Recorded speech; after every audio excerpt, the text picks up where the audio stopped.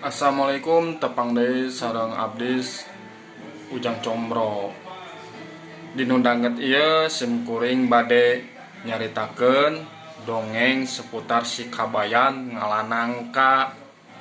Wilujeng didangukeun nya, mugi kahibur.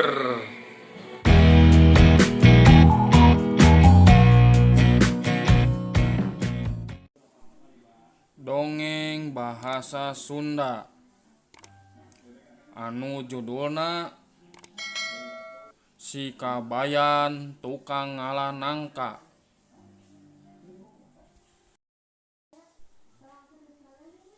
Hiji mangsa si Kabayan dititah ngalanangka ku mitohana. Nu kolot ngalanangka teh Kabayan, ceuk mitohana. Kencling weh si Kabayan ka kebon, nyoren bedog rek ngalanangka.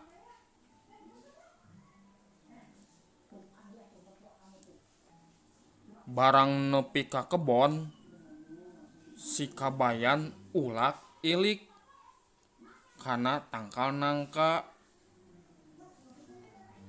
Geus kitu manggih nu geus kolot, hiji tur gede pisan. Tuluy we diala, tapi barang rek dipanggul kacida beratna. Meureun teu 5 kilo mah. Wah, moal kaduga ieu mah mamawana, pikir si Kabayan teh. Tuluy nangka teh ku si Kabayan dipalitkeun ka walungan. Jung wae balik ti heula, da geus kolot ieu, ceuk si Kabayan teh nyarita ka nangka. Barang nepi ka imah, si Kabayan ditanya ku mitohana, "Kabayan, mana menang teu ngalanangka teh?"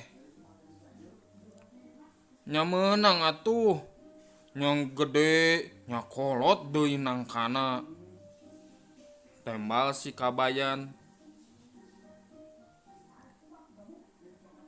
"Cik atuh, mana ayeuna nangkana?"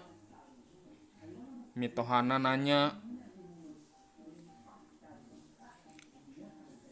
"Har, naha can datang gitu? Aban tadi teh dipalitkeun da dititah balik ti heula," cek si Kabayan.